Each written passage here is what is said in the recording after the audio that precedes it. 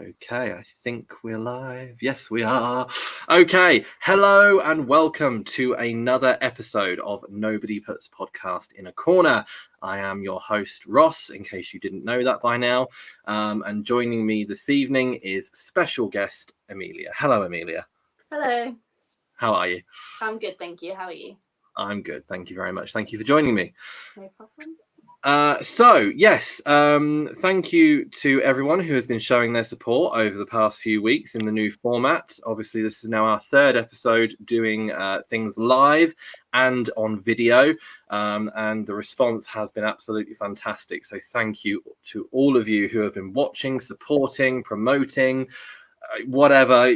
Just thank you. Really, really appreciate it. And on that note, last week I mentioned that we were going to be offering sponsorships for local businesses, to ultimately do a little bit of promotion in what is quite a tough time, I think it's fair to say, for many at the moment. And yet some businesses have actually been able to ultimately begin, grow and blossom during this time. And that is exactly what our very first sponsor is. I'm so happy. This word, I feel like I'm like a radio host on an old 40s radio. Like, today's episode is sponsored by, it's great. But no, in all seriousness, today's episode is sponsored by a fantastic new business. And it's so exciting to say this.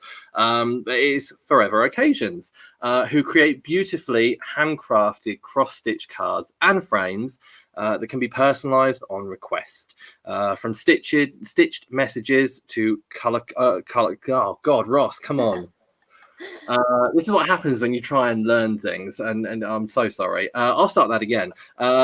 Which from stitched messages to card color, you have the freedom to choose it all. There we go. Come on, Ross. But yeah, no, they are honestly a great gift for special occasions, and the best bit is that you can keep them forever.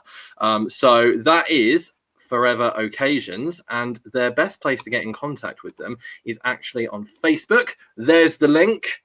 I'm going to do this thing. Oh, look, there's the link right there. It's cool. It's like when Graham Norton goes, you can contact us at this very address. I thought that was cool. So yes, Forever Occasions, thank you so much for sponsoring tonight's episode. Incredibly grateful, and please do give them a like on Facebook and check out everything that they are doing at the moment. They're also offering doing a fantastic competition at the moment, but I'll talk about that at the end of tonight's episode. So thank you for everyone who is going to be commenting along. We already have had some people pop in and say hello Meeple Bops, hello Andrew, hello Rachel, and hello James. Thank you, James. Been looking forward to the episode all week, as have I. But yes. And hello Corey, and hello, I'm gonna guess that's Megan. Hello Shane. Hello Ithil, aka Katie. It's a good thing I know who these people are. So yes, please comment throughout the episode with your thoughts, any questions, and you know how it goes. So, Emilia, it was your idea to do the subject of tonight's episode, wasn't it? So, comedies. Where do you begin with a subject like comedies? It's infinite, isn't it? There are just so many. Yeah, I mean, my go-to is always, as you know, Hot Fuzz, and never shut up about it. So. That is true, but it is a worthy film to never shut up about. Most quotable film, probably. Oh yeah, and the Cornetto trilogy in general is a memorable, I think, masterpiece of British comedy. I think it's fair 100%. To say modern British comedy for sure. So yes, I don't know if I've ever told you. I met Nick Frost a few years ago. And yeah, I did. I got a photo with him. I'll show you. Okay, I'll be sure to show you. He was. Do you know what? He was quiet, but he was exactly how he is in the films. Is how he is in real life. Just chilled, and just says it how it is. And I really like that. And he was really lovely to have a good chat with. So yes, Nick Frost, if you're watching, he's not going to be watching. watching. We love your films. So straight away already you're getting a good positive response to that, Emilia. Great film. Good old bit of Cornetto trilogy, and Hot Fuzz is great. I definitely think it's the best one of the Cornetto trilogy as well. I agree. Then I'd say Shaun of the Dead. Then I'd say The World's End. 100% agree. World's End was good, but I don't know. Just wasn't as strong as the other two, to be fair. It took me years to see it. I only saw it a couple of years ago, and yeah.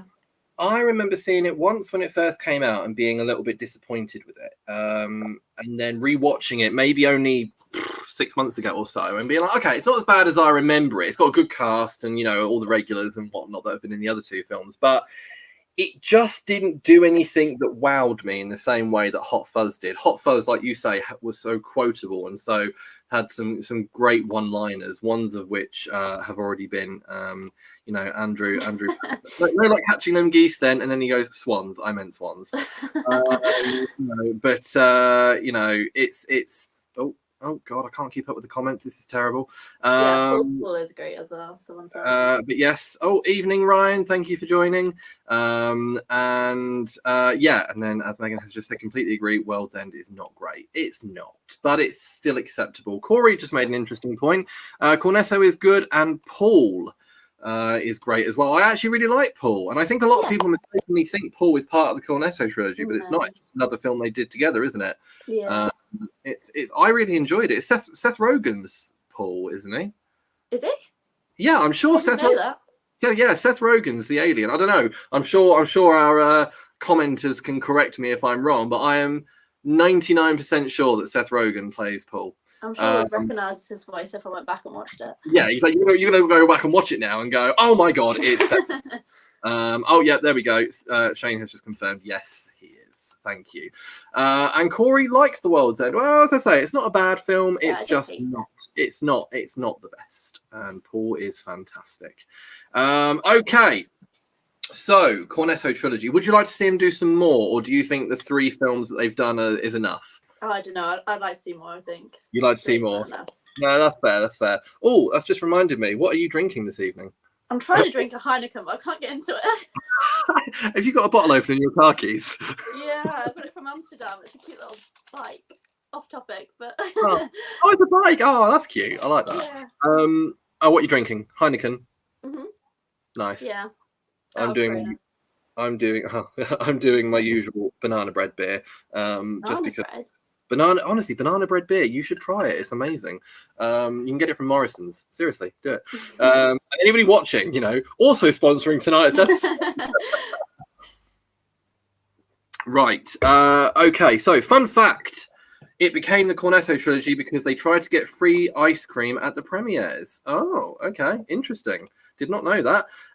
James, I would rank Hot Fuzz, World's End, then Shaun of the Dead, because I'm not much of a fan of zombie films. Fair. I appreciate that logic.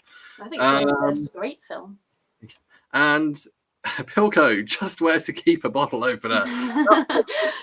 Ryan, there was talk they all once had about doing a Shaun of the Dead style vampire movie. Purely was just talk. Oh, it's a good concept though. I would have watched that. A vampire, you know, take with those two would have been great.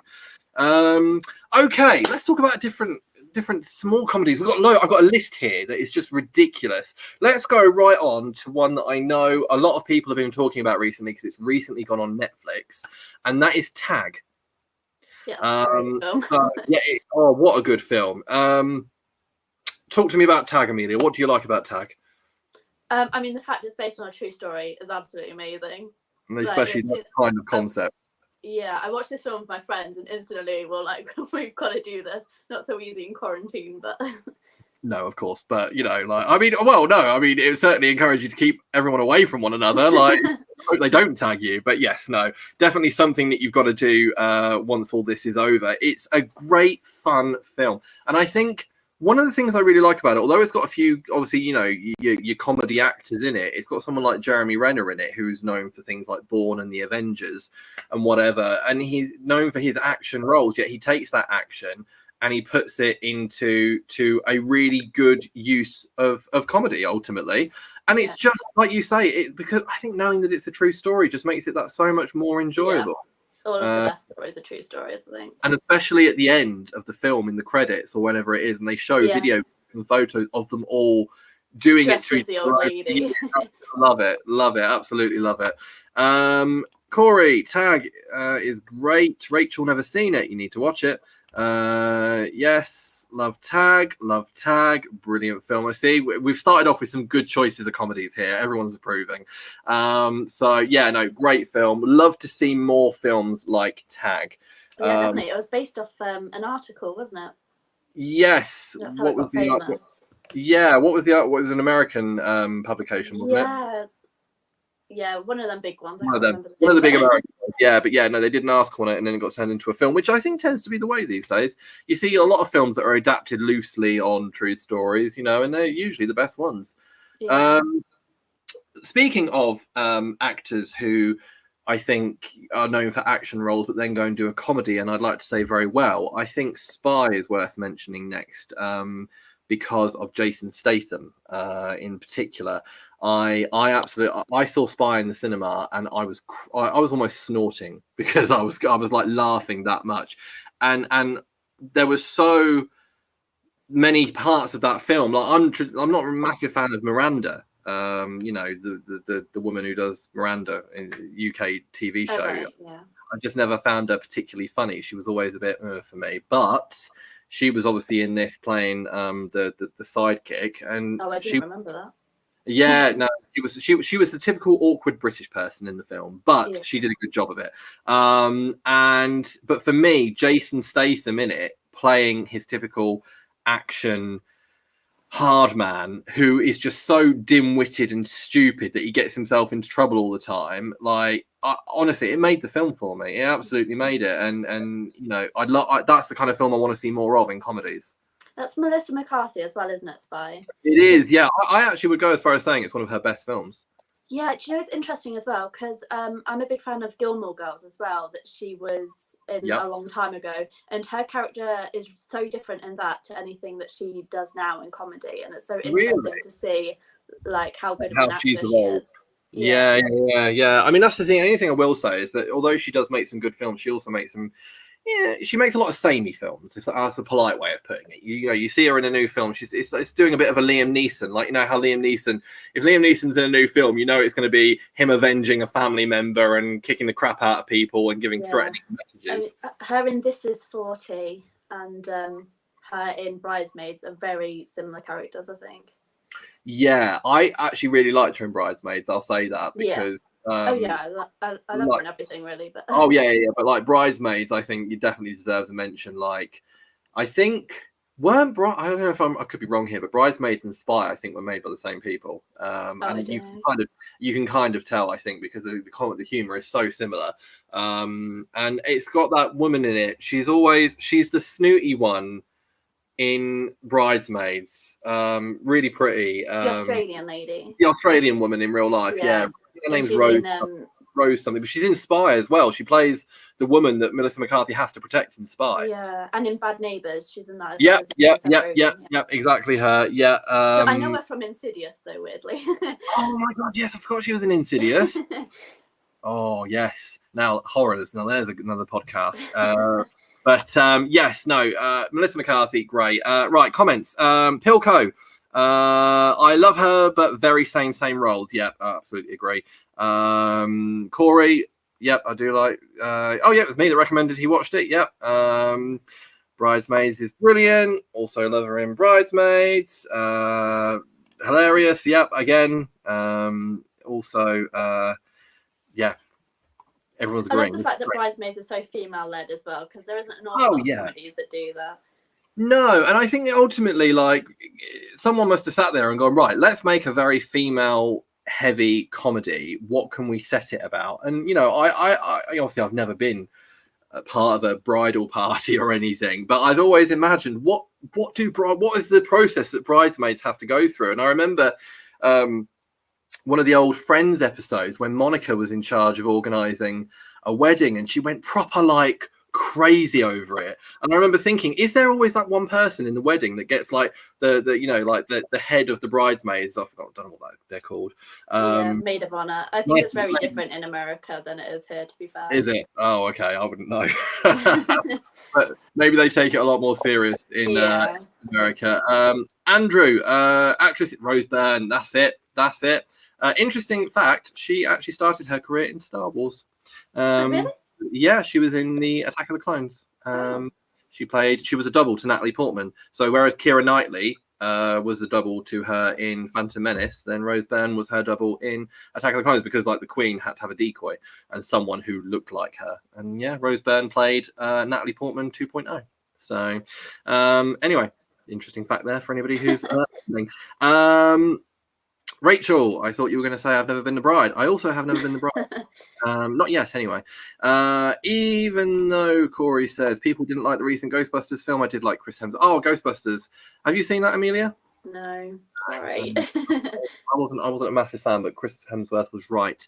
Ryan, more of a film that you laugh at, but kind of know you shouldn't. Yeah. What are your thoughts on Jojo Rabbit? Have you seen Jojo Rabbit? No, I haven't.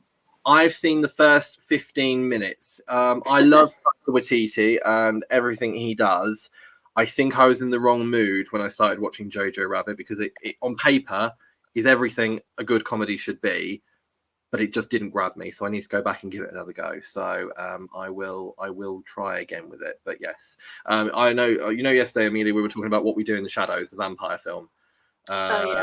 Taika Waititi created that. So he's also the guy that did Thor Ragnarok as well. And that's another amazing film. Well, let's go on to that then. Thor Ragnarok. Let's talk about Thor Ragnarok. One of my favourite MCU films, I think. Oh my God. It's in my top 3 for sure. Yeah. It is. I know everyone always says it's funny, but my God, it is laugh out loud funny. Like, it's the kind of humour that it's funny every time you watch it, because I feel like it doesn't even try to be funny. It just naturally is. And that's quite rare for a comedy, I think. Yeah. You know that line as well where Thor's like, oh, I know him. He's a friend from work, about the Hulk. That was improvised. I think a fan that was there on the day gave him that line. Little kid, wasn't it? It was a little kid who visited the set, and he was like, one of the best lines as well. Yeah, and no, absolutely. Oh, here we go. Comments coming in already. Yes, Thor Ragnarok. Ragnarok is my favorite MCU film. Yeah, absolutely. And yeah, totally agree with Emilia. So different from the others. One of my favorites. Yeah, it was just, and I love that it gave us Korg. The Rock yes. dude. Oh, he's probably my favourite from that film. Yeah, for me was the best bit of the film. That's what I always try and do my accent on if I try a New Zealand accent. Yeah, it's a good representation of it. But he, I'm trying to think of a few of the lines that he comes out with now. My name's Cord and made of rocks, as you can see. Yeah, on at the end with his mate, what's his name, Meek or something, and he's like, Thor says, "Oh, Meek, where are you from? Where should we go?" And he's like, "Oh no, Meek's dead, mate." Like, and then he comes back to life. He's like, "Oh, it's all right, he's alive." It was just very, very, very funny. Hi, my name's Korg, and we've got a spaceship. Want to come? Absolutely. Oh my God, Hammer pulled you off. Yes. The hammer pulled you off? No, I fly with the hammer.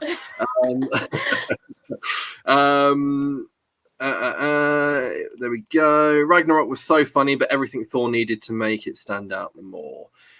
The revolution has begun. Oh, Doug's dead. That's because it's okay, right, stop talking about Thor Ragnarok, otherwise I'm going to be here forever. So what was it you were saying about Hot Fuzz? I think Thor Ragnarok is an equally quotable film. Need to watch it a few more times to actually remember the quotes. Speaking of, sorry, go on. Oh, I was just going to say, speaking of quotable films as well, but I feel like that's what you're going on to. No, actually, it wasn't. I was going to go on the line of sticking with MCU. So I'll tell you what, I'll do MCU and then we'll go back to quotable films, all right? This is good. We've got rhythm going. I love it. Okay, so speaking of MCU films, Ant-Man, which was intentionally brought in to be the comedy relief at the time, because I believe Ant-Man came out just before Thor Ragnarok. I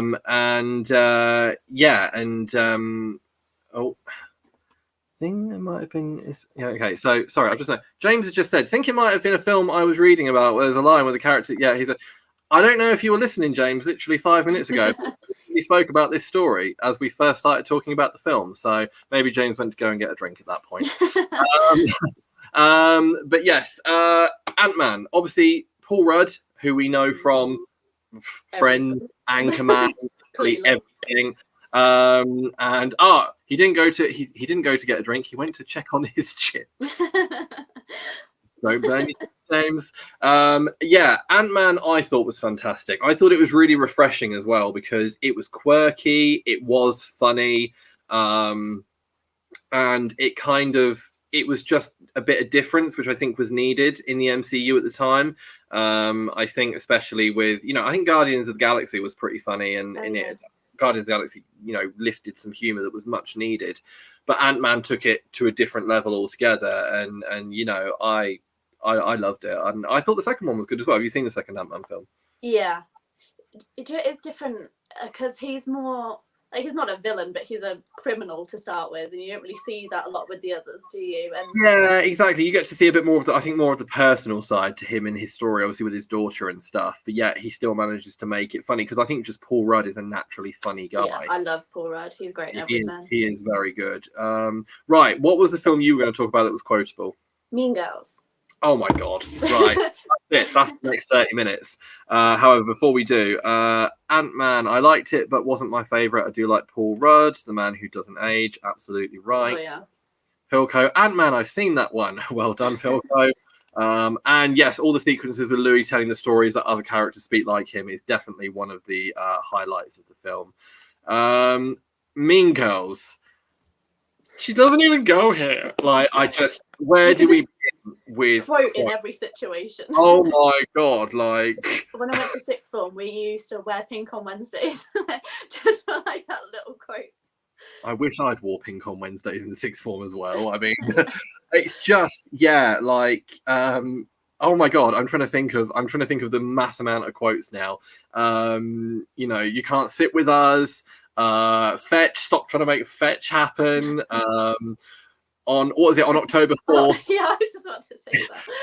On October 4th. What day it was? Yeah, it's October 4th. I mean, the genius. Oh wait, hang on. There it is. If you're from Africa, why are you? Sorry, you can't just ask people why they're white. Oh my God, what is it as well? Like, the one that Amanda Seyfried plays. She once asked me how to spell. I said, Karen, she once asked me how to spell orange. Like, you can't join the mathletes. It's social suicide. Yeah. I mean, let's be honest. It's the mind of Tina Fey. Mm-hmm. And she is worth mentioning. I can't wait for the musical. I've been listening to the soundtrack. Is it any good? Yeah. Well, yeah, it's the same as the film, but yeah. Oh, okay. I need to give it a go. It's I just love it. It is for me one of the, and I was 13 when this film came out, and I was not ashamed to admit that I absolutely loved it. Like, don't get me wrong, as a 13-year-old, Lindsay Lohan was incredible to at least look at, but it wasn't that. It was funny. I found myself just laughing continuously at it, and it tickles me every single time I watch it. It's humor that never gets old. No, yeah, I agree. I mean, I don't remember how old I was when I saw it. I couldn't have been that old, but like, I've always known it and still never get old of it. Absolutely, I agree with you there wholeheartedly. I think this is one that we need to come back to at some point and quote some more. Here we go. Your mum's chest hair. What is it? Nice? Is it nice jacket? Nice wig. Nice wig, Janice. What's it made out of? Your mum's chest hair. Like, love it. I want to watch it now. Out of all the films we've spoken about so far, that's the one that I want to watch the most now. Okay, just going through comments so far. Fetch, October 3rd. Haven't seen it, but it comes out on Netflix on Monday. Well, there we go. I've got a special collector set of it somewhere. Like, as soon as it came out, I was like, I must have it. I'm a mouse. Duh. Yeah. If you're ever late on a Halloween costume, that one comes in handy. Do that. That in itself, her being the mouse, is now a Halloween costume. Yeah, you know? I've done that before when I was doing like a couple's costume with my friend and he couldn't go, so I had to do I'm a mouse star. Always comes in handy. Love it. Soundtrack is great. Love Tina Fey. It wasn't your typical chick flick, but it had a lot of bitchy sass about it. Absolutely agree, Corey. It's iconic. Right. So, Lydia. Hello, Lydia. Dumb and Dumber is one of my all-time favorite films and quote it almost daily. You know what? I've not seen Dumb and Dumber in years. I've never seen it. You haven't seen it? Oh, okay. I mean, look, I got to be honest. Jim Carrey ruled like my childhood growing up. I just watched him in so many funny films. But for me, I think the ultimate one has to be The Mask. Have you seen The Mask? No, I'm sorry. I wish I had seen more Jim Carrey films. I really like him. I just happen to have missed everything. That's fair. You know, it's just like he never existed. Fine. What about Bruce Almighty? No, I think I've seen The Truman Show. I don't think I've seen any others. Oh, you see, Truman Show is like the one I haven't seen. No. You'd like Bruce Almighty as well, because like Steve Carell's in it and Jennifer Aniston. It's got a great cast. And yeah, I think I'm pretty sure Shane watching. Yeah. Oh, here we go. Yeah. Jim Carrey is someone's favorite actor. Anything with Jim Carrey, The Mask, absolutely. Yeah. One of those actors roundtables interviews as well. Oh, he must be such an interesting guy to listen to. Like, Bruce Almighty is fantastic. Yeah, no, I mean, I'd like to see Jim Carrey do some more comedies. He did one a few years ago called Yes Man, and yeah, it was all right, but it wasn't. It was one of those ones where I kind of preferred him when he did a lot of his '90s stints. Dumb and Dumber, Ace Ventura, The Mask, Me, Myself, and Irene, Liar, Liar is a fantastic film as well. He must have done like a comedy or two every single year in the 90s. He was just everywhere for so long. And then obviously he did like Bruce Almighty. And I think Bruce Almighty is probably going to be one of his most, I think, with today's generation anyway, most famous. He definitely has a unique style of comedy, which is always nice. He's got a very silly but witty way of being funny, and it's refreshing. It is. Even now it's refreshing. Yes, he was Liar Liar, to answer your question, Rachel. Corey, he did a good role in Sonic. Oh yes, the new Sonic film. I've not seen it, but I heard he was good in it. Eggman. Okay, fair enough. I will give it a go. Going up, someone asked, Ryan said, can't mention quotable films without Airplane. Yes, Don't Call Me Shirley, or I don't know what that is. Have you not seen it? Oh my god. Oh, here we go. Good luck. We're all counting on you. And Don't Call Me Shirley. Yeah. Airplane, older film, but it's just watch it. Just watch it. It's funny. I haven't seen it in years, but it is very funny. I think it's Leslie the guy in it is from the Naked Gun films. Leslie, I think his name is Nielsen or something like that. But yeah, slightly older film, but worth a watch for sure. Of course, The Grinch for Jim Carrey. Totally forgot about that. But I don't think I've seen that in years. No, I think I've seen like the beginning, but I can't say I've watched it the whole way through. No, Jim Carrey is someone that I think you need to watch a few more films on. I think if there's one thing to take from this podcast, add Jim Carrey films to your list. Speaking then of, okay, we'll go from one person, one famous comedic actor to another. Let's talk about the hit and miss world of Adam Sandler. Right, okay. I for many years I did not like Adam Sandler whatsoever. That being said, there was always one film that I watched when I was younger. I was probably too young to watch it, but I don't care. Thanks, Mum. Was the Little Nicky. Have you ever seen it? Little Nicky. No, I don't think so. It's the one where he plays the son of the devil. And it's Harvey Keitel playing the devil, and Reese Witherspoon's his mum, who's an angel, and he has to go up to Earth because his evil brothers try and take over hell. It's nuts, but it's so funny, like laugh out loud, side-splittingly funny. And it's the one Adam Sandler film that I always go, do you know what? If he could make a million terrible films, which it feels like he has, to be honest. But I'll always give him praise over, obviously, Little Nicky. Another one that always comes up that Rachel's already mentioned just here, 50 First Dates. Yeah, before I watched that, I heard someone say it's the best film ever. So I think my expectations were a little bit high. You know what? It's funny. I have come across so many people in my life who think that 50 First Dates is their favourite film. Like, I'm sat there going, like, you know, like, what's your favourite film? And I'm expecting them to say something like meaningful and worthwhile. And they go, yeah, all right. They come out with 50 First Dates, and I'm like, I don't even know how to process that. Like, I mean, it's good, but it's not my favourite, even Adam Sandler film. Yeah, it's not a bad film, but he's done so many more iconic films. Yeah. I like That's My Boy is a good one. So again, That's My Boy with Andy Samberg's in it. I've not seen that. I don't think. I don't think that. He's done. Have you seen Happy Gilmore? Yeah. Yeah, Happy Gilmore's a good film. I mean, one of his earlier films, definitely one of his better ones, and The Waterboy, I think, as well. They did them around a lot of golf-related films, but you know. Oh yeah, here we go. I'm sorry, I'm only looking at the comments now. Waterboy. Click is I know a controversial one, but I actually really like Click. Yeah, I like Click too. Oh my God, Big Daddy is a great film. Really, really, really sweet. And the twins in that. Yeah, it's just Cole Sprouse, I think. Oh, really? But he was in Friends. Was in it.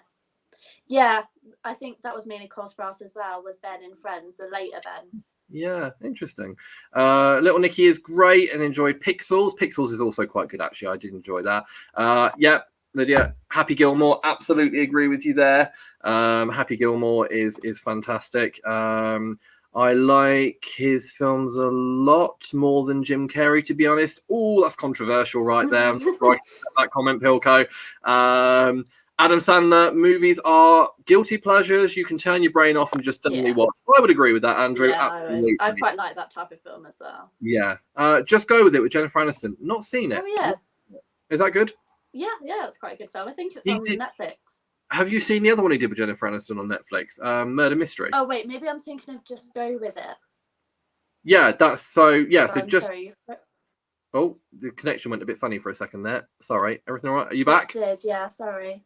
It's all right. Yeah. No, all right. So Just Go With It with Jennifer Aniston. But then he did the other one that's on Netflix quite recently called Murder Mystery. That was quite good. So yeah, would definitely recommend that one. And also Longest Yard. I've not seen Longest Yard. Have you? I don't know what that is. I think it's the one set in the prison. It's a remake of like an older classic film. But yeah. Anyway, either way, I think from based on the comments and our conversation, I think it's fair to say Adam Sandler doesn't deserve as much shtick as he gets. But he does. He's a very good writer. He writes stuff, doesn't he? Yeah. And like the thing is, he knows how to be funny. I mean, but can we just say though, that Jack and Jill is arguably one of the worst films ever made. Have you seen it? I never watched it because I heard that. Oh, right, yeah. Don't. Honestly, don't. When you've got like a legendary actor like Al Pacino starring in the film and you just kind of go, what the hell? Oh, it's just terrible. It's not even worth talking about. This is meant to be a funny podcast. That's just not funny. I'm glad I didn't bother then. Oh, that's interesting. The cameo in Brooklyn Nine-Nine. Adam Sandler was in Brooklyn. Oh, yeah, because he was in the auction, wasn't he? I don't know. I've not seen that. I didn't know that. Yeah, Andy Samberg, Jake Peralta goes like undercover, and then he has to stand on the stage, and then Adam Sandler's like heckling him. I will need to watch that then, because him and Andy Samberg are like really good mates, aren't they? So that would make sense. Yeah, they're in That's My Boy together. Nice. They've done a few things together. Nice. Okay. He was also in Blended with Drew Barrymore. Yep. Mean Machine. And is that where he plays Jack and Jill? Unfortunately, it is, I'm afraid. And 9-9. Right. Okay. So let's move on. What should we talk about next? Oh, here's one that I know you like talking about. Superbad. Oh yeah, another quotable film. McLovin. Again, do you know what? A very refreshing film. I felt like, the reason I think it worked was because up until that time, I don't think I'd really seen many films where it felt like it was about teenagers doing teenage things and being very bluntly honest about it in film. Yeah, especially American films as well. I feel like they avoid the topic of alcohol a lot in those sorts of films in America. Yeah, I think a lot of it might have something to do with the fact that obviously because the legal drinking limit is like 21 over there opposed to 18 over here. But yeah, I think it was just it sounds odd, but it was very refreshing. It was just a very refreshing film, and it was funny. And it was funny, like, you know, we've all thought about, I don't know about you, but I certainly have thought about trying to get fake ID when I was younger, you know, and sneaking into parties. Yeah, and like, how can you get alcohol? And you know, like, and then the idea of the police catching you and actually just, you know, messing around with you because they're bored, you know, and having a good time. And you just think, bloody hell. Wasn't Seth Rogen quite young when he wrote it as well? Probably, I don't know. I mean, yeah, I can. I have a feeling he said he wrote it when he was in school or something. Yeah. Speaking of Brooklyn Nine-Nine, I don't know if you remember. You know the guy who runs them over, or does something? I think hits them in the car park when they're outside getting the They're outside the shop, and there's a guy in a car, and he's like really short, and he's like really good. He's the one that encouraged them to go to the house party. Oh, right. You're talking about Superbad. I thought you were talking about a scene in Brooklyn Nine-Nine. Yeah. Sorry, no, yeah, but no, that guy is thingy, Boyle from Brooklyn Nine-Nine. Oh yeah, I keep seeing Boyle in a lot of things. Like he pops up a lot. He was Perfect, wasn't he? He was, yes, yeah. Oh, yeah, there we go. Boyle runs him over. There we go. Yeah, I forgot about that one. Very, very funny film. And you know what? Like, I think, to be fair, a lot of what Seth Rogen's stuff has done. Have you ever seen Pineapple Express? Yes. Oh my god, that film! I love James Franco as well. Yeah, I like James Franco. I think James Franco is a very underrated actor, actually. Yeah. You know, I think he gets a lot of crap, but he's actually really good. But that film just had me in tears. It was brilliant. Yeah, I think James Franco is seen as being like the pretty one, but he can. Like, kind of similar thing what I was saying to you a long time ago about Zac Efron gets the image of a pretty boy and no one focuses on how good of an actor he actually is. Yeah, and I have to say, like, I didn't rate Baywatch very high, but I did think Zac Efron was very good in Baywatch, and he was certainly added some really good comedy element to it. You know, Zac Efron knows how to do funny and serious hand in hand, which he doesn't get enough credit for it. No, I agree with you there. Actually, I agree with you. But I suppose that's what happens when you start your career in High School Musical. So he didn't plan to be an actor. I think he did High School Musical to get money to pay for college. Oh, fair play to him then. Well, you know, that changed his direction, didn't it? But yeah, Rachel, I really like Baywatch remake, which surprised me. Yeah, fair. Yeah. We went to see it in the cinema, and you know, the Hoff's in it. My friend was like, "Who's that?" Oh wow! Didn't know. Shame. Also, role models: Paul Rudd with McLovin. I don't remember the actor's name either, but yeah, Role Models is a good film. Yeah, Role Models is really good. Really enjoyed that. This Is the End was also good. Yes, I watched that not long ago. Very coronavirus appropriate. Yeah, oh yeah, 100%. Isn't that where Emma Watson bursts into the house and she's like, give me your fucking money or something like that? Like, it was brilliant. Yeah, she overhears them talking and she thinks she's gonna get hurt, so she gets a weapon or something and takes all of their food. I remember her holding like a baseball bat or something and swearing at them, and I was like, "What are you doing, Hermione?" Which is one of the reasons why I imagine she probably did it. So, but yeah. Okay, let's talk about another film. We should have probably mentioned this one earlier on, but it's fine. Deadpool. Yeah. I think Deadpool was I think Deadpool was a stroke of genius. However, I'm kind of past it now, if that makes sense. Like, in the sense of, it came out, it was refreshing, it was really what I think we needed at the time. It was like, I think it was around a time where people were probably starting to get a little bit fed up of superhero films. Because, like, let's be honest, Marvel fan or not, you were getting force-fed like 2 or 3 Marvel films a year. You know, then you had DC and God knows whatever else on top of it. And then suddenly Deadpool comes out, and it's like, oh, okay. It feels like it's like, okay, it's okay to want to go and see a superhero film again. Yeah, I mean, Ryan Reynolds is such a funny guy. I do think, like, breaking the fourth wall is like clever, but I think it kind of happens a bit too many times. Yeah, and I think the problem was that when the second one came out, it was just retreading over what it had already done, so it didn't feel as funny to me. But you know, good character, and to be fair to Ryan Reynolds, he is, to quote what Shane has just literally said, funny as fuck. Yeah, he absolutely is. I was watching one the other day. I can't remember what the film is called. It's about him. He was fat when he was in college. Oh, is it Just Friends? Oh yeah, I think that's the one. Yeah, that's a good film. Yeah. Have you seen? Oh, speaking. Or this is appropriate considering it's a comedy. The Proposal. I don't think so.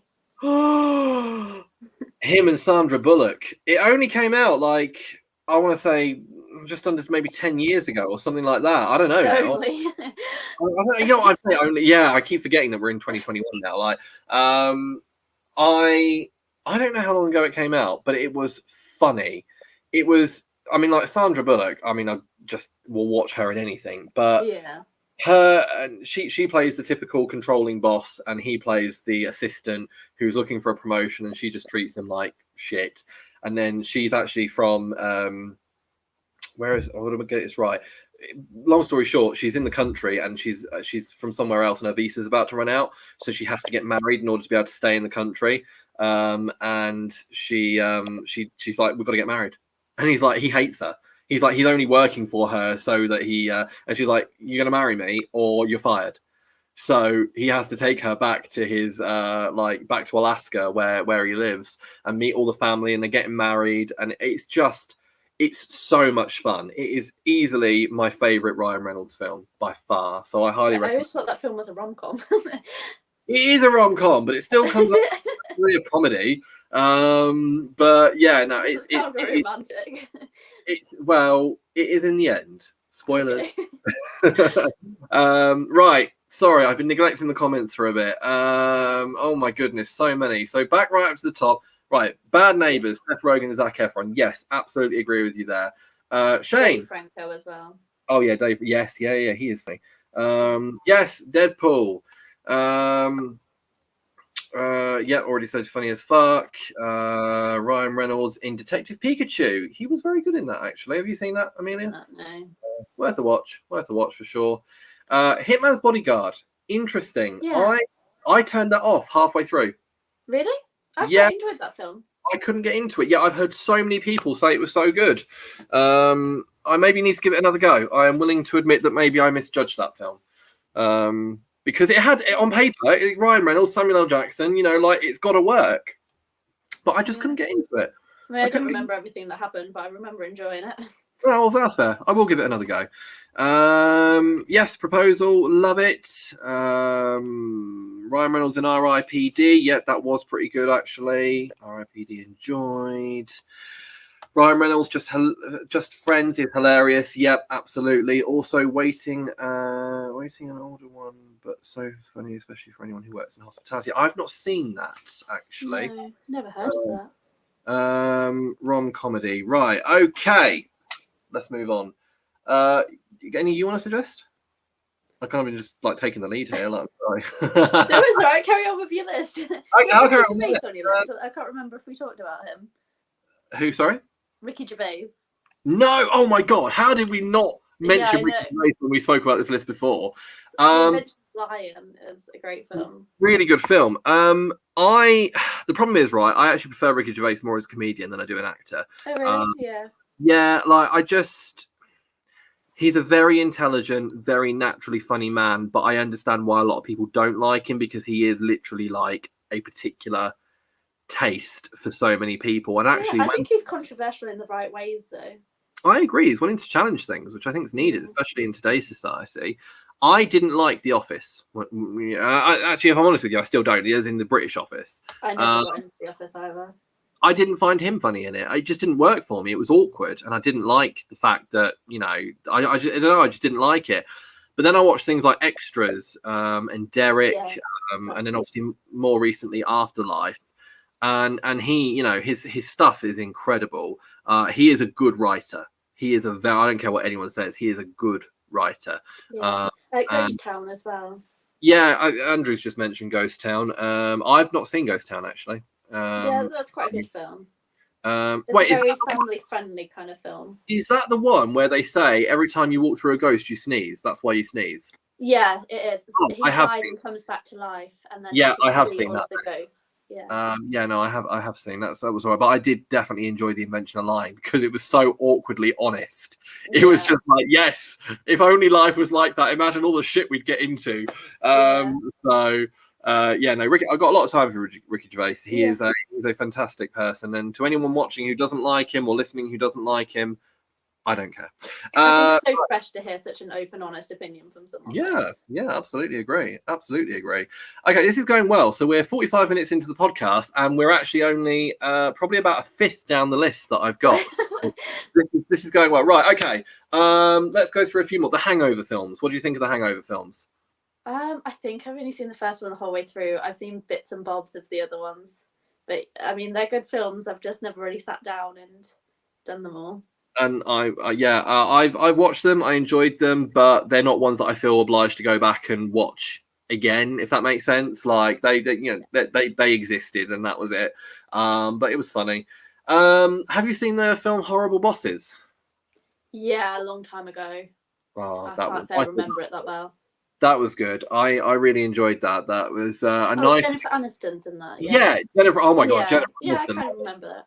Like she plays the slutty dentist, and like is always trying to like sleep with everyone, and it was just a clever film. And what I liked about it is it took actors that you wouldn't always.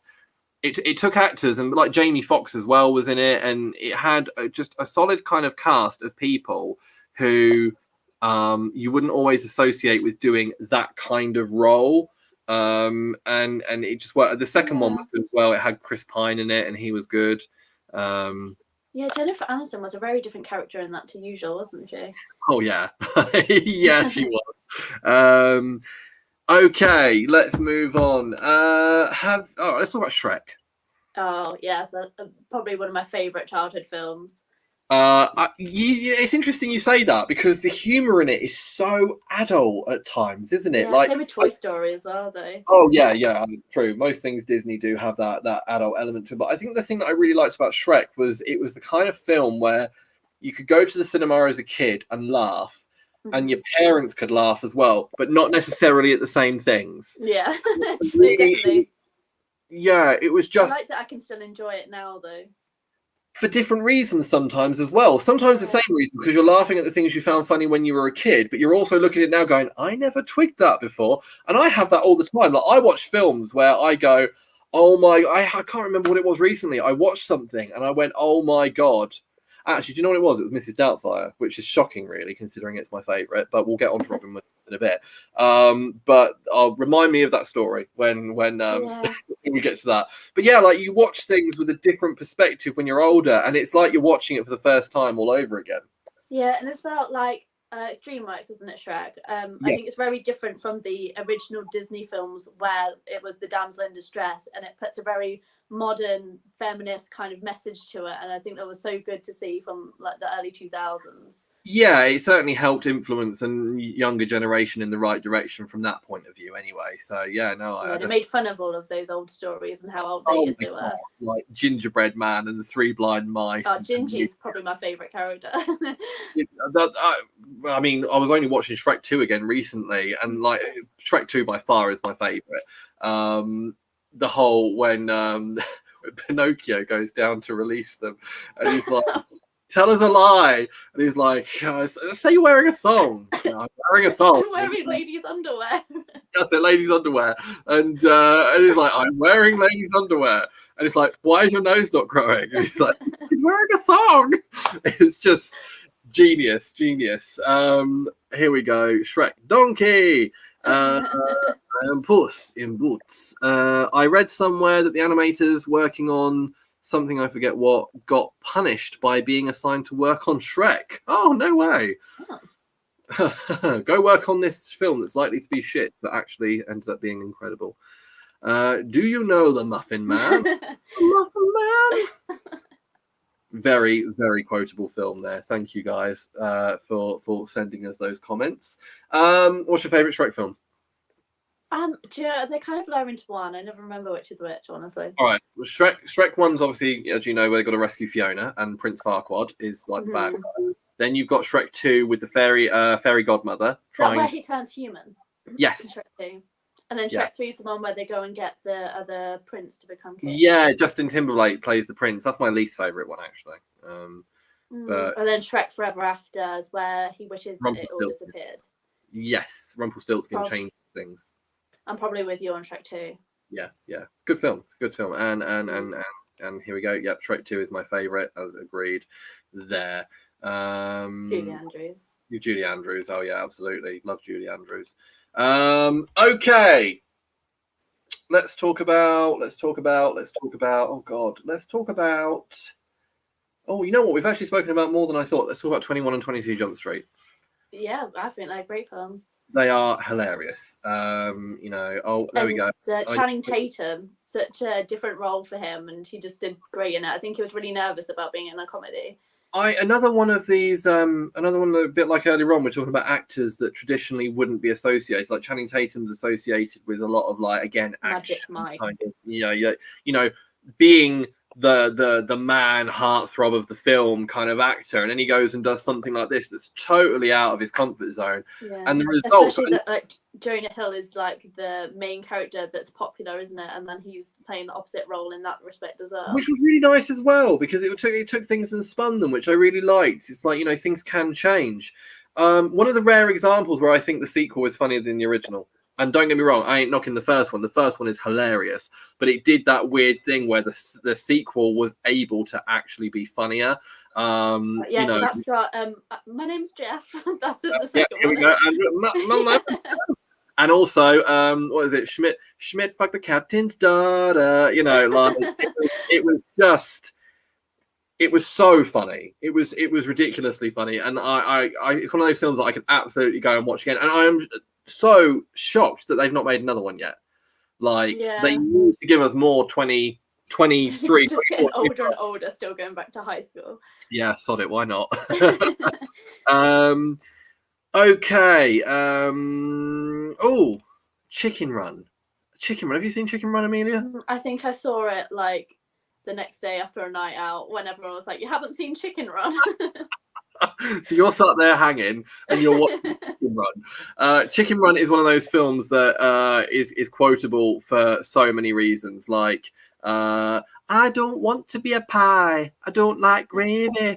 It's got that character that gives the iconic quotes, and even people who haven't seen the film know it for its quotes.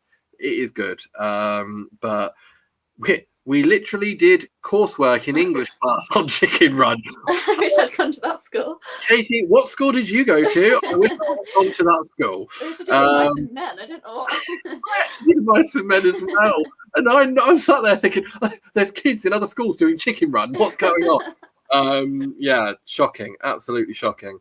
Okay, let's talk about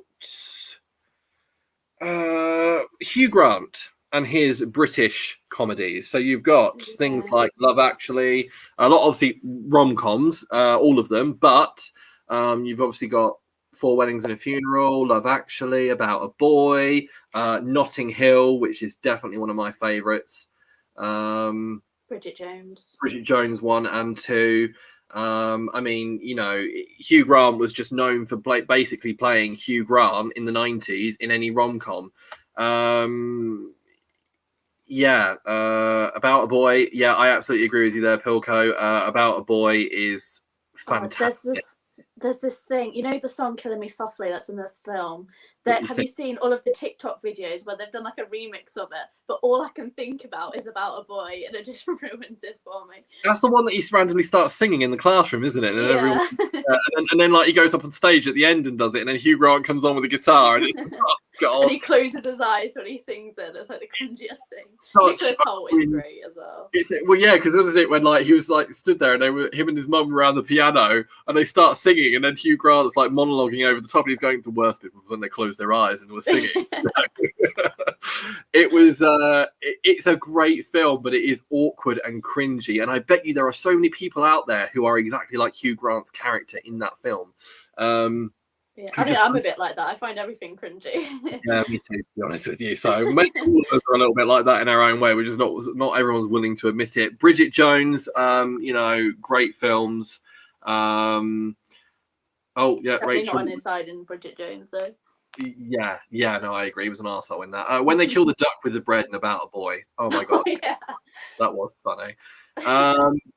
Music and lyrics. That's him and Drew Barrymore, isn't it? I don't believe I've seen that film. No, I haven't. I've seen it on Netflix, and I think I've added it to my list, but I haven't got around to it yet. Oh, you have to let me know what it's like. I'm curious. Right. Okay. Hugh Grant. I do love Hugh Grant. Okay. In-Betweeners. Yes. Great show, great films. I wish there were more seasons, but I guess the films kind of make up for it. Yeah, and I guess a bit like what you were saying about 21 and 22 Jump Street, how long can they stay in school for, I think that's exactly why they ended it. And also the fact that it's based on the writers' lives, and like they always say they had to come up with 4 characters to represent all of the stuff just the 2 of them got up to, I think is incredible. Yeah, no, I absolutely agree. I think which one of the 2 films was it where they went down the water slide and he was getting chased? The second one, I think. I think the second one. There's a poo. Is that what you're talking about? Yeah. And I remember watching the second one going, oh, I'm not sure this is working for me. But I rewatched it again afterwards and remember it was funnier. But the first In-Betweeners film was fantastic. Yeah. Like, laugh out loud funny. Yeah. Much like the second one was just as good, I think, though. I don't think it went down or anything. I disagree. I couldn't get into it. As much. I think I maybe need to give it another go. And again, maybe I was watching it in the wrong mood. I don't know. But it just didn't fly for me at all. Another quotable one as well. I don't know if you've ever been on Nemesis at Thorpe Park, but everyone in the queue is quoting. The bit. Oh my god. That episode where they went to Thorpe Park and they got the car got ripped apart and he had his door come off and that is a series I could watch all of it again. Yeah, that was quite right at the beginning as well, wasn't it? And Blake Harrison, who plays Neil, he had to wear a Speedo, and people at that point, like they were actually filming at Thorpe Park and no one had seen the In-Betweeners at that point. So it was just some weirdo walking around in Speedos. And I bet you afterwards, some people would have gone, oh my God, I was there that day they were filming that, and I remember that. Okay. Not a massive fan. Chased by a Poo, I don't remember this. First is a lot better than the second, though the second is still good. Yeah, In-Betweeners is good fun. It's good. It's not for everybody, I admit, but it is good fun. I think it's definitely something maybe only British culture kind of appropriate, if that makes sense. Well, they tried to remake it, didn't they? The Americans. Oh, in America, and it was a disaster. I don't know if you've ever seen it. It was. I watched a clip from the pilot, and it was one of the worst things I've ever seen, and it got cancelled immediately. They made it too Hollywood, didn't they? Like the point of it is, it's meant to be that kind of. It's meant to be rubbish and shaky cam and that. Absolutely, sort of yeah. It was too polished. It was too polished. They did the same with Only Fools and Horses. They did a pilot of Only Fools and Horses in America, and that got cancelled straight away as well. They've also done Miranda and Gavin and Stacey, and they've all flopped. Americans don't get British humour. Simple as that. No, and they don't change it in the right way. Like they could have made a good job if maybe they had put it into American context, but they just kind of kept the same script. Yeah, no, which doesn't make sense. Absolutely agree. Let's talk about 10 Things I Hate About You, and that kind of, when you think of 10 Things I Hate About You, you think of a collection of films. You think of things like Clueless and Legally Blonde and all of them, rom-coms ultimately. Another Paul Rudd, and obviously you got a bit of Reese Witherspoon in there. 10 Things I Hate About You, though. I mean, I think 10 Things I Hate About You began a generation of fantastic teen rom-coms ultimately. Yeah, that was a great era for that sort of film, wasn't it? It's an incredible, and I know so many people when I talk to them and I say, well, what's one of your favorite films? Straight away, 10 Things I Hate About You, and absolutely love that. It is such a solid film. Is it based on Taming of the Shrew as well? Taming of the Shrew, yeah. Based on novels, weren't they? Yeah, absolutely. So good, so good. Heath Ledger was phenomenal in it. Legally Blonde, yes. Okay, so Legally Blonde, really like Legally Blonde. They're making a third one, which I think is cool. Legally Blondes, I was not a fan of. That they did the one with the twins. and they called it Legally Blondes. Oh no, I've not seen that. Film, wasn't it? No, they did Legally Blonde 2, but then they did a spin-off to Legally Blonde, didn't they? And it wasn't received very well. It's a bit like Mean Girls, though. They have technically done a Mean Girls 2. Yeah, it had thingy in it. I can't think of the name. She was in Wizards of Waverly Place. No idea. Clueless, yep, Clueless. Yeah. I'm still actually yet to see Clueless. I'm not going to lie. But I know, shocking. I know. It's kind of a weird sort of love story at the end there with Paul Rudd, but it's a good film. Yeah, I've heard good things. No one's ever said it's a bad film. I just haven't got around to watching it, to be fair. Yay, Legally Blonde. Yes, Legally Blonde is good fun. Okay, Bring It On. Oh, no, that's the wrong comment. Sorry. Bring It On. Yeah. I think I've seen the first. Is there more than one, isn't there? There's quite a few. I think I've seen them all, but I don't remember them all in great detail. But I remember them being really good films. What was the film that the chick from 10 Things I Hate About You was in that was also a dance film? Was it called Save the Last Dance or something like that? I don't remember that. Oh, yeah. I'm either making that up entirely or I'm sure I've seen a dance film with the woman who was in 10 Things I Hate About You in. I can't remember, though. Right. Okay. I love Legally Blondes. It's one of them so good it's so bad it's good. Okay. Fair enough. Right.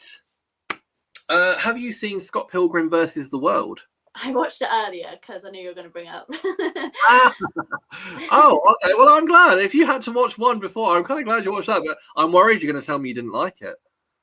It was alright. Like, it was very different. But yeah, it's probably just not my type of film. But did you clock who the director was? Who? Oh, is it? Oh, yeah, it's Edgar Wright. Yeah. Edgar Wright. Yeah. Who I love.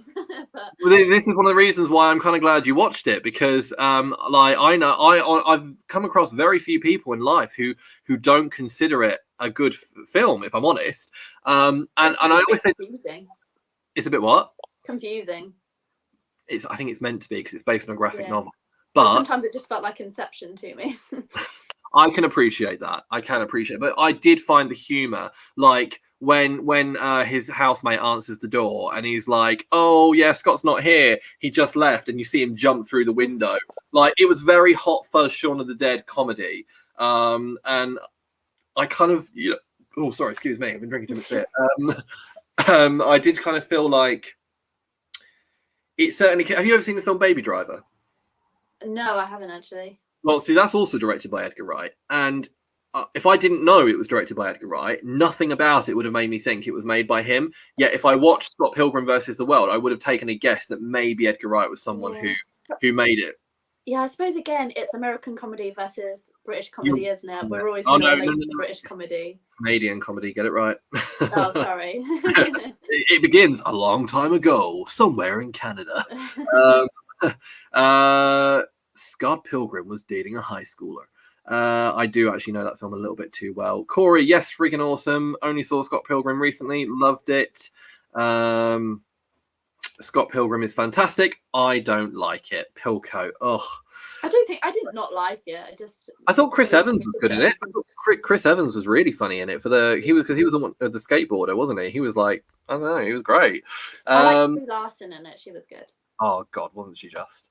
Yeah, that whole scene with her and Matey Boy who plays Superman, like doing the song and everything, like, it was just epic. Okay, now here's one that I've not seen yet that you have, and I want you to tell our listeners why they need to watch it, and also me. King of Staten Island. Oh, yes, it's such a good film. I don't want to hype it up too much because I hate. No, go on. You hype it as much as you want. You talk to people about it. Yeah, Pete Davidson, which I know a lot of people that say they don't like Pete Davidson without really seeing a lot of his stuff, which I think is a crime because I really like him as a person as well as an actor. Yeah. And yeah, basically it's loosely based on his own story. So his dad died in the 9/11 attacks. So his dad's name is Scott and his character's name is Scott, and his character's dad died also in a fire. And it's kind of about he meets other people that work at the fire station, and initially he's like, people that work in that sort of job shouldn't have children, it's not fair. And then he kind of learns all about the bad parts of his dad as well, rather than just making him out to just be the hero. And yeah, it's a good mixture of sad and comedy. So every time there is a bit that makes you cry, he always interrupts it with a joke to bring you back up again, which is great because I hate sad films. Oh no, I get that. No, I like that. Yeah, well, King of Staten Island, it's actually just come on to Sky Cinema, so worth a watch. And it's also, where else did you say it was? Amazon or Netflix or one of them two? YouTube, I think I initially watched it on. Cool. Okay. I would be disappointed if I didn't mention a couple of Will Ferrell films. In particular, Daddy's Home. The first and second I thought were fantastic. I loved them. I think Mark Wahlberg and Will Ferrell worked really, really well together. They did that other one, Get Out. I don't know if you've seen that. No, I don't think so. They're kind of a little bit like the Dwayne Johnson and Kevin Hart kind of like duo with everything they've done. He's in the Eurovision Song Contest as well. Yes, I actually really enjoyed that. Him and Rachel McAdams. I thought it was a really good film. Really, really good. I quite liked it. Surprisingly. Yeah. But for me, my all-time favorite Will Ferrell film is Anchorman. I think Anchorman is one of the greatest comedies ever made. And I don't care who argues with me over that. I really like Anchorman, but it was hyped up a lot before I watched it, and that was films for me. See, I didn't. I had one of my friends, Amy. She told me about it, and she was like, "You need to watch this film, Anchorman." And I was like, "Okay." And one day she came over and we watched it, but that's all she said. She goes, "You need to watch it. It's really good. It's really funny." I was like, "Okay, cool." And I sat down, I watched it, and it was just. It changed my life. It really did. Like, it was such a fun. I think that's the problem. If you are given a film and it's overhyped so much, you go in with these sky high expectations. But yeah, oh god, we've had loads of work. So okay, Step Brothers. I've still not seen it. I have seen it. Yeah, a long time ago again. I forget things. That's my problem. Yeah. About it. The other guys. The other guys. Yeah, that's the one. Yeah. Sorry. I have seen that. I just can't think what it is. That's the one with him and Mark Wahlberg, I think. That's the one that I was talking about earlier. I might have called it the wrong title. Oh, yeah. I didn't like Step Brothers. He had to lick the white poo and it made me feel sick. Oh, I don't know what that is. That's just made me not want to watch it even more. James, I need to give Anchorman a watch. Corey, Anchorman is great. Just the fight scenes with the cameos are brilliant in both. Will Smith and like Tina Fey and Jim Carrey all turn up in the second one. It's great. Not much of a Will Ferrell fan, but I enjoyed him in the Lego Movie. Yeah, fair enough. Susie, Mel Gibson in Daddy's Home 2, brilliant. I wholeheartedly agree with you there. I enjoyed the first Daddy's Home film, but when I found out Mel Gibson was going to be playing Mark Wahlberg's dad in the second one, I think I might have gone because it did not disappoint in the slightest. Really hope they make another one, to be honest. Really want them to. Well, they said they need to do like the guys, their dads, and then the dads' dads, and get like two veteran actors. A bit like, have you seen the new Jumanji film? Like what they did with Danny DeVito and Danny, like, you know, two older guys getting brought into it all. I like Danny DeVito. He's good as well. He's fantastic. Very, very funny man. Very funny man. Him in Friends as well. Yes. Oh my god, I remember that. Yes. Yeah. I know there's a couple of people that probably would never forgive me if I didn't mention a few Tim Burton ones. Beetlejuice and Mars Attacks. They've come up in previous podcasts in a different genre, but they are funny. And I have to say, Beetlejuice is one of those films that always makes me feel a little bit uncomfortable. But I love it. I do love it. It's a fantastic film. Have you seen either? No. Was Coraline Tim Burton, or was that just a similar? You know what? I'm sure someone in our comments could probably answer that question, to be honest with you. I feel like it wasn't, but it was very similar. I can't remember. And I feel like this came up in a recent podcast, maybe like last week or the week before, and I should know the answer. I'm always trying to take in film knowledge, and yet I can't. I don't think Coraline was Tim Burton, if I recall. It wasn't. Yeah, there we go. No, it wasn't. It was Henry Selick, who was the guy who directed Nightmare Before Christmas. There you go. Well, Coraline creeped me out anyway. So. Yeah, freaked me out too. I think I went into it watching it was a kids' film, and I wouldn't classify it as that at all. I agree. I missed this comment. Oh, Mel Gibson, What Women Want. Have you seen What Women Want? No. Great film. Mel Gibson is a complete pig towards women, and then he accidentally electrocutes himself whilst trying to. He basically works for like a marketing company, and one of the things is he's got to like work out how to market more towards women. He's in the bathroom, like putting eyelashes on and painting his nails, and he slips and falls into the bath and electrocutes himself, and suddenly can read the minds of women.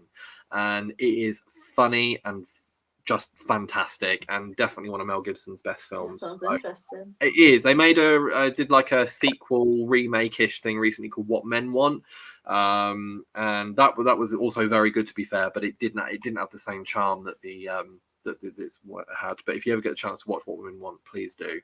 Okay. South Park and Team America. Have you seen either? I've seen the TV show South Park. I haven't seen Team America. Oh my God. I haven't watched South Park since Viva stopped being a thing as well. So South Park I can't really quote much of because I'll get in. Well, I'll have to tell myself off for swearing so much. But Team America is just one of the funniest things. I mean, you know, yeah, I don't even know where to begin. Matt Damon is always the one that comes to my mind. You ever seen when Matt Damon's name comes up, people always go, Matt Damon. Because in it they had, like, see, there we go, straight away. Matt Damon. Yeah. Team America, fuck yeah, is actually the theme song to the film. They have a song called Everyone Has, they go to a musical and it's called Everyone Has AIDS. And it's like, everyone has AIDS, AIDS, AIDS, AIDS. And it's just so ridiculous. And like, you've got Kim Jong-un singing I'm so lonely, you know, and they have all these different actors in it. And the creators of South Park, Trey Parker and Matt Stone, are known for not liking actors. They just think they're pretentious and God knows what. And they had all these actors in it. It had Alec Baldwin in it, and they took the mickey out of him. Then they had Matt Damon. They're like, we've got all the actors from around the world here. And it got to Matt Damon, and it was like Matt Damon. He was like, Matt Damon, and it was awful because suggesting that Matt Damon is like, you know, mentally, yeah, you know, like, it was just awful, but it was so funny. The whole film is funny. Highly, yeah. And as Anna's just said, a ducker. Whenever they highlighted on people who were from a certain region in the world, it was like ducker, Muhammad Jihad. You know, like, it was just, yeah, too much, but funny. And yes, South Park as well. Very, very funny. Highly recommend. You mentioned as well, that sort of reminds me of The Interview as well. Have you seen that film? Yes, I was actually going to mention that earlier on because that's also Seth Rogen and James Franco, isn't it? And that was a funny film, and I remember all the controversy surrounding it when they came out. And then they just ended up releasing it for free, didn't they? They just said, go to this website and watch it. Like, we don't care. And it was a great film. Yeah, it is a good film. It was a great film. I really enjoyed it. So yeah, no, I thought it was great. I don't see what all the issue was, to be honest. It got banned, and yeah, as Shane's just said, yeah, it got banned, but it's now not. I don't think. I think all of the Sacha Baron Cohen. Oh my God! How can we not talk about Borat? Yeah, they've all been highly criticised by what's the country Borat's from? Kazakhstan. Yeah, been criticised a lot from them. Very nice. A lot of people have tried to sue him, haven't they, for different films? Yeah, like I don't know. I found it very refreshing. I think Sacha Baron Cohen is a genius. I agree. Absolute genius. He has some TV shows as well, and he just exposes so many people. Yeah, that's his thing. He likes to prove, like, show. He I mean, Jesus, the guy is like 6'4" for crying out loud, quite distinguishable, and yet he always manages to disguise himself and not get detected, and like, get into these really risque situations, and just like, I don't know, he's just a clever man, you know, a very clever, a bit of a Ricky Gervais in that respect. Like, isn't afraid to say it and do it how it is, and I think we need a little bit of that, you know. The second film where he was talking to that man in New York that was a politician, and he got him to say some dodgy things and all of that, and going to the plastic surgery with his daughter and going to the doctors when they were talking about she swallowed a baby. And he's like, Yeah, just talking about the fact that I put a baby inside of her. I put a baby inside her. It's like, oh god, it was awful. It was awful. Yeah. They got, you know, and that Rudy Giuliani, the mayor of, you know, Trump's mayor, you know, the one in the hotel room, like it was just ridiculous. The whole thing was ridiculous. Like, really. What was it? The receptionist as well at the plastic surgeons. He's asking about, can strangers be in the room? And he's like, no, the only strange people can be the doctors or something like that. Yeah. He's like, can I pay to be in the room? You know, and then he's like there counting out every dollar bill to pay her for the whole thing. Just, you know, just crazy. Oh my god, yes. And the moon/fertility dance was horrendous, but so funny. Like, it was I can't believe they don't know they're being set up. Yeah, I mean, the second one was, yeah, as Susie puts it, cringeworthy, but hilarious. I'm sorry. He wasn't the highlight of the second one. The girl that played his yes, daughter was the highlight. Yeah, she was amazing. Right, let's look at wrapping things up. Kick-Ass. Mm-hmm. Funny, and also Kingsman, actually. That kind of on that note of. I haven't seen Kingsman. Have you not? Oh no, great action comedy films. Kick-Ass is good though. Yeah, and the second one is another one where the sequel is just as good. Yeah, I really enjoyed Kick-Ass too. Also, Jim Carrey's in that as well. So, but yeah, and the actors in Angus Tongs and Perfect Snogging as well, yes, isn't they? Which two very different characters. Not seen. So, is it good? Yeah, it's very good. Obviously, Angus Tongs and Perfect Snoggins is an English film. He's an English actor that plays Kick-Ass. Yeah, because it's Aaron Taylor Johnson, isn't it? Yeah. Yeah, that's his name. Quick mention for a few other. Oh, sorry, what were you going to say? I was going to say kind of a later version of what we were talking about earlier with the rom-coms in the early 2000s, probably a bit later than Clueless and all of that. One film that I actually quite enjoyed that I never thought I would is the Alan Partridge film, Alpha Papa. Have you ever seen that? No. Very. It to me. Yeah, James will probably comment in a second, going yes. You know, never really watched the TV show Alan Partridge, but did watch the film. Found it very funny. I find Steve Coogan funny though. He pops up in a lot of the comedy films that we have. Always plays that kind of cocky British businessman type character. I think he did in The Other Guys. But yeah, no, very, very good. People have gone off in the comments about Kingsman, and we've moved on, and yet people are talking about Kingsman. Yes, yay, Kingsman. You must watch Kingsman. It's completely and utterly fantabulous, and Colin Firth is brilliant. Yeah. And oh, you're right. And yes, there we go, James. I would fully recommend Alpha Papa, of course. I will get into trouble if I don't mention a few films here. One that we should have mentioned earlier was Wolf of Wall Street. Yeah. A great film. Again, you know, not obviously very dark parts as well. Exactly. Got a lot of drama and, you know, real life in it, but also incredibly funny. The scene with Leo DiCaprio when he's had too many of the Quaaludes and he's going down the stairs at the country park club.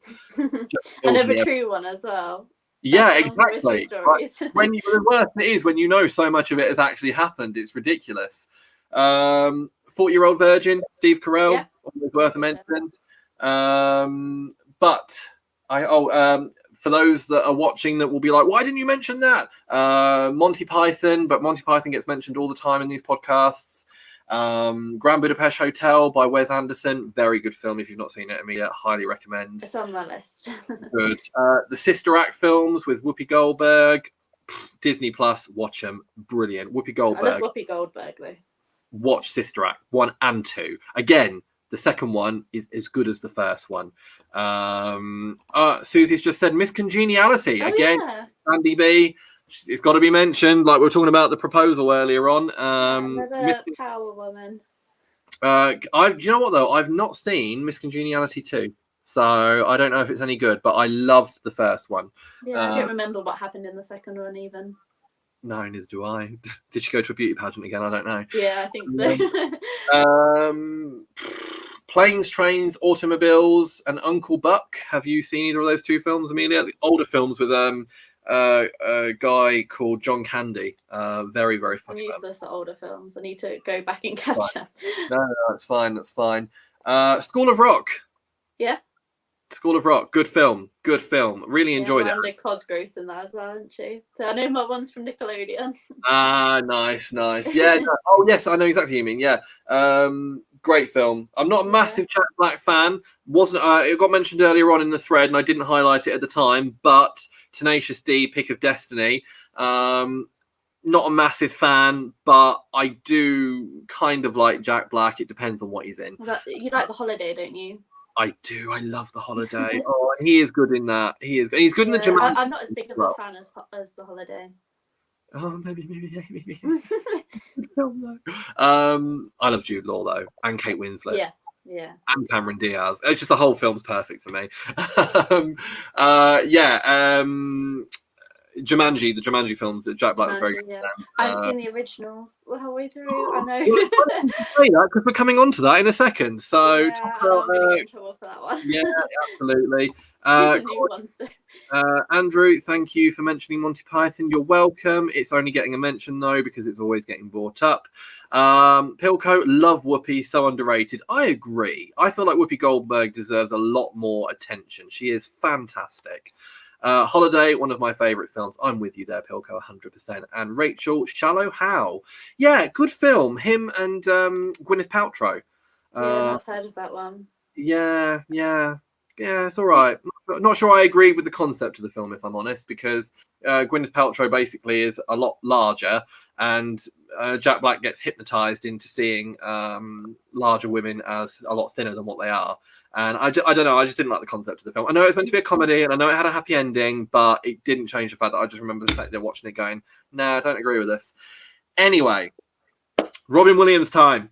Let's do it. I've intentionally, like, he was at the top of the list, and I've like been holding it off to get to the bottom because, you know, when it's your own podcast, you can save your favorite film until the end.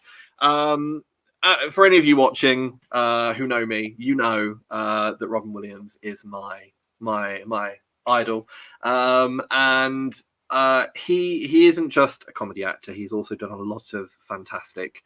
I love Good Will Hunting. Good Will Hunting. You know, he did a great psychological thriller called 1 Hour Photo. You know, he does a lot of, even Good Morning Vietnam, you know, like, it's got its serious elements to it. It's just one of those things where he just is so, I say is whatever, multi-talented human being. His interviews as well, he's great to watch in an interview. His my all-time favorite comedy routine that I've ever seen of anyone doing anything is on YouTube, and it's him doing the invention of golf. And he channels his Mrs. Doubtfire in it, doing a Scottish accent, and I highly recommend you go and watch it after this. It is side-splittingly funny. It is the greatest bit of comedy I've ever watched. But already comments are going absolutely nuts. So here we go. Robin Williams, Flubber. Great film, Pilco. Great film. I haven't seen that one, but I've heard good things. Disney Plus. We'll give it a go.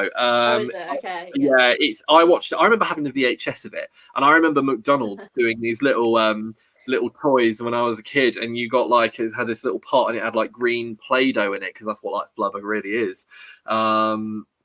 Great film. Mrs. Doubtfire, Bicentennial Man, Jumanji. See, Bicentennial Man's funny, but it's got a lot more heart in it. Highly recommend Bicentennial Man. It gets slated a lot, even by Robin Williams himself, but I loved it. Jumanji, great film. Obviously, Mrs. Doubtfire, we know. Aladdin, of course. Aladdin, you know, is a great. I haven't seen Aladdin. The original Aladdin. I haven't seen a lot of Disney films. I don't know why. I don't know why. I've seen a lot of Pixar films and not all of the original Disneys. I don't know what happened. You want to remember? Good Morning Vietnam, of course. Patch Adams. Jumanji and Aladdin are my favourites. You know, lots of people having a VHS. Nice to see VHS getting a mention. I've still got loads of VHS. Oh my god, never throw them away. So nostalgic. Like in 100 years' time, they'll be worth millions, I'm sure. Honestly, Robin Williams, for me, just Mrs. Doubtfire is the ultimate funny film, and I know you've seen it recently, haven't you? Yeah. I think for me, the reason the reason I like it is because it isn't just funny, it's heartfelt. It's got a lot going on in it from a family point of view. So many families end up with parents splitting up, and that's something that happened to me when I was younger, and I appreciate the way it was conveyed was done really, I think, effectively and really considerately as well. But yet it was so fucking funny. Like Robin Williams, like the montage where he's getting all the different disguises with his brother and his partner, and he's like doing all the different and singing the dude looks like a lady. Yeah, when he's like, and like just it's brilliant, and the way he mocks Pierce Brosnan throughout it. But like the scene, you remember earlier on I was saying there was a scene that I only got recently, being a bit older, and there was a scene where do you remember they go to the swimming pool? And Pierce Brosnan's jumping in the pool. And as they go over to him, he's like, "Oh, guys, so good to see you, so good to see you." And Mrs. Doubtfire says, "Oh, by the looks of you, that water is freezing," and then looks down. And I was like, "Oh my God, I can't believe he did that." Pierce Brosnan's like covering himself with the towel, going, "Oh, that's really awkward," And I'm like, all these years I watched this film and I never got that. And it's a treat to watch. Like, I've watched that film more times than I can count, honestly. Yet I'm still finding new things about it that I find funny, and that's a real gift for a film to give. Definitely. That's why I love the Harry Potter film so much. Sorry, off topic. It's not. No, it's right. Yeah, well, no, you're right. Especially with a franchise like Harry Potter, there's always going to be new things you're going to be discovering about it, and that's so well thought out. Yeah, absolutely. Hook, great. Morecambe Mindy, no, it's not a film, but yeah, obviously it was where Robin Williams began. It was great. Jack is a great film. He plays a young lad who basically grows 4 years faster than everybody else. So when he's 4, well, basically for every year he grows, like he grows physically 4 years. So by the time he's like, I've got to get this right, my math is terrible, but when he's 4, he's basically got the body of a 16-year-old. I was going to go for an easy number, like 10 or something. But yeah, you're right. So when he's 10, he'll look like a 40-year-old, which is exactly what happens because he starts school and he looks like a 40-year-old. But yeah, we've got I would. No. Jack is a great film. Dude looks like a lady. He also did a great film called Birdcage. I don't know where it can be watched, but it's him and the guy that plays the voice of Timon in The Lion King, Nathan Lane. Basically, they're a gay couple who run a nightclub in Miami. It's ridiculous. It's everything you'd expect 90s comedy with Robin Williams to be, but it's crazy. And he plays gay so well, just oh, it's brilliant. He's brilliant in that film. I highly recommend it to anyone who hasn't seen it. Oh, it's on Amazon Prime. There we go. Thank you, Corey. So yeah, I mean, I'm trying to think, is there any other Robin Williams films that I've not thought about? I think I've covered most of the Robin Williams ones in with what everyone's put there. There's so many that we've missed. He was great in Happy Feet as well, I'd like to say. Oh, I haven't seen that in probably since I was little. Yeah, he was good in that. But yeah, funny. I remember it making me really sad, that film, but I was obsessed with it when it came out. Yeah. Well, penguins are great. So right, we've gone a little bit over than what we said, so I apologise. But yes, I think there are still so many films that have not been mentioned, and I apologise. I have tried to cover as many as possible in the time that we've had. Comedy is such a diverse thing, and there'll be people watching this going, "Well, I find this film funny, but it's not actually a comedy." That will always be the case. Yeah. Sometimes, like I said with Harry Potter, that's got funny bits in it. Absolutely. Oh god, yeah. This is the thing. I think every film has to have its own humour. Star Wars, Harry Potter, even Lord of the Rings. They've all got their funny moments. It sort of makes it enjoyable, isn't it? Really. Also, I've always said comedy is the universal genre. It's the one genre you can stick in a film and people will always appreciate it, unless you have no heart. But I'm sure one day we can do a comedies part 2, as Rachel has just suggested there. Oh, Night at the Museum. Yeah, haven't spoken much about Ben Stiller. Night at the Museum, Zoolander. Zoolander's such a good film, and the second one as well. Yeah, and oh god, there's loads of Ben Stiller films that I probably haven't mentioned now. And Owen Wilson. Owen Wilson. Oh wow. Another quotable man. Every time someone says wow. Shane says really quickly, favourite actor, mine Jim Carrey, yours. Well, I've already answered that. It's Robin Williams. What's yours, Emilia? Does it have to be a comedy actor? Because No, it can be whoever. My favourite actor is probably Olivia Colman. Great choice. Great choice. Oh, actually, she's in Hot Fuzz as well, so she is comedy. Exactly. What was it? She was called was it Doris in Doris, good one, Doris. Yeah. No, all right. girl. She was brilliant. Okay. Show. Right. I think that's it then. So yeah. I think I've really enjoyed this. I hope you've enjoyed coming on and talking about all these things. Thank you for having me. me. Any last ones that you can think of, or do you think we've covered as many as? No, I bet I'll wake up tomorrow or go to bed tonight and there will be flashing into my head. There'll be loads. You'll send me a message, be like, Ross, I didn't talk about this film. And I'm like, oh my God, how did we miss that film? But yeah, Mean Girls, Mrs. Doubtfire, King of Staten Island. These are films that you need to go away and give a go. So, Love Actually. Yeah, Love Actually got a mention, but I don't know. It makes me think about Christmas. Let's not talk about that. Yeah. That's why I moved on from the holiday so quickly. But yeah, so yes, that's where we're at. So before we do wrap up, though, the thing that I said is obviously, I am going to plug the whole sponsorship thing again, because that's what it's important that we do. So just to remind everyone, obviously this episode has been sponsored by Forever Occasions, and the thing that I was going to mention earlier on was that they currently have a competition on their Facebook page to win a free Forever Occasions Valentine's card just in time for Valentine's Day. So once again, please head over to their Facebook page, which I will put up just here again. Where is it? There it is. So yeah, there you go. Facebook.com, Forever Occasions. Enter the competition to win a free handcrafted Valentine's Day card for a loved one. I really would recommend it. It's free competition to enter, and honestly, Kaylee's stuff is incredible. So do go check it out. Give the Facebook page a like. And give it a go. And also thank you to them for sponsoring this episode. It is greatly appreciated. Emilia, it's been a pleasure having you on the show. Thank you so much. Thank you. And I look forward to hopefully having you back in the future. We'll do a different topic. We'll think of something else to do, and we'll go from there. But yeah, no, thank you so much, and I hope to have you back at some point in the future. So thank you also to our thank you very much.